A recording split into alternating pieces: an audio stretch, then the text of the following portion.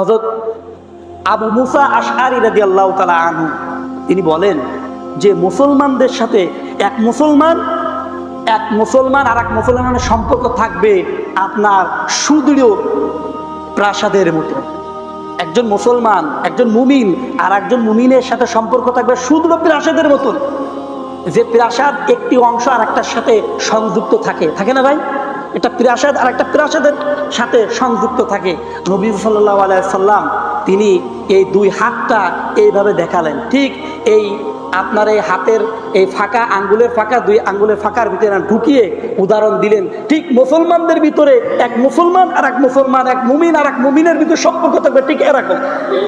এরম যদি আমাদের সম্পর্ক থাকে, তাহলে যারা ইসলামের শত্রু, যারা ইসলামের দুশমন, আল্লাহর জমিনে আল্লাহ দ্বীন প্রতিষ্ঠিত করতে দেয় না, আপনি দেখবেন এরা জীবনও এই মুসলমানদেরকে আল্লাহর জমিনে আল্লাহর দ্বীন প্রতিষ্ঠিত করতে তারা দেয় না, এরা কোনোদিন মুসলমানদেরকে বিপদে ফেলতে পারবে না, ঠিক কিনা ভাই?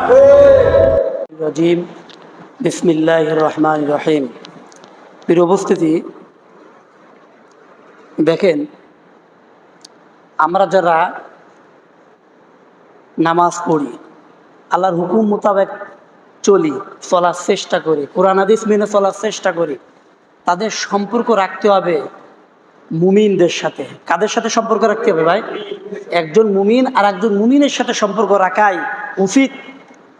আপনার সম্পর্ক যদি আপনি নামাজ পড়েন, রোজা রাখেন, হালাল রুজি ইনকাম করে খান, সব ঠিক আছে, কিন্তু আপনার সম্পর্ক ইসলাম বিরোধী যারা আছে তাদের সাথে আপনার সম্পর্ক, এটা কিন্তু মুমিনের হওয়া উচিত না।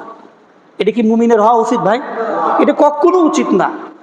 উচিত কি একজন মুমিন আর একটা মুমিনের সাথে সম্পর্ক রাখবে। আর এই সম্পর্ক রাখলে কিয়ামতে কি হবে?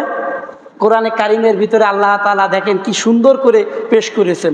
আমাদের সম্পর্ক কিন্তু সম্পূর্ণ উল্টো রাখি আমরা। আপনি দেখেন সমাজের সম্পর্ক কাদের সাথে? যারা ধনী লোক আছে, টাকা পয়সা আছে, অঢল সম্পদের মালিক, সেটা সম্পদ কি আপনার হারাম হোক আর হালাল হোক আমার দেখার দরকার নেই। হারাম ইনকাম হয়েছে, তার সাথে আমি সম্পর্ক গড়ে তুললাম।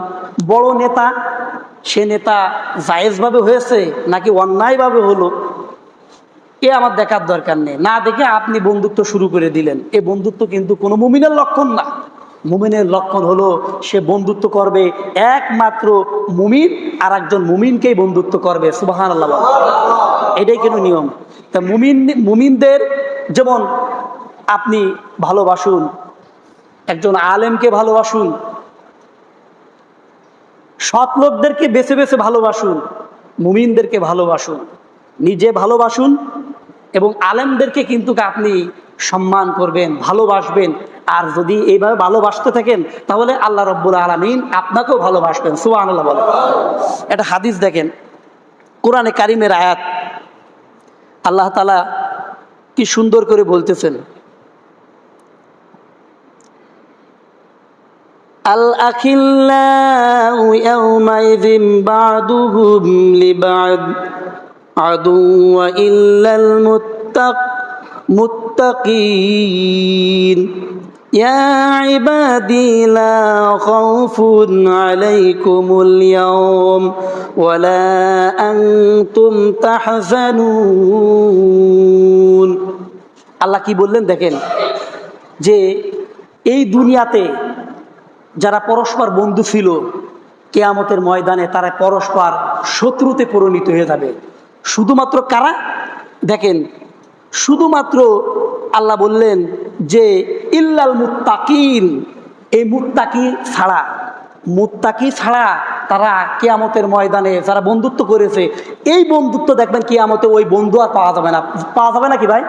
কিন্তু এই পৃথিবীর জীবনে যারা আপনারা মুত্তাকি বেছে বেছে তাদেরকে ভালোবেসেছেন, দেখবেন কিয়ামতের ময়দানে ওই মুত্তাকিদের সাথেই কিন্তু আপনার বন্ধু হিসেবে আল্লাহ পরিচয় করে দেবেন। সুবহানাল্লাহ, আল্লাহ ওইটাই বলতেছেন। আল্লাহ বলতেছেন কি? এরপর বলেন ইয়া ইবাদি, হে আমার বান্দাগণ, তোমরা যারা ভালোবেসেছো মুত্তাকিদেরকে, লা খাউফুন আলাইকুমুল ইয়াওম, তোমাদের আজকেরা কোনো ভয় নেই, তোমাদের আছে কোনো ভয় নেই। ওয়ালা আনতুম তাহজানুন, এবং তোমাদের কোনো চিন্তাও নেই। সুবহানাল্লাহ বলেন। এর ভিতরে একটা হাদিস বলি, দেখেন আল্লাহ নবী কি সুন্দর করে বলতেছেন।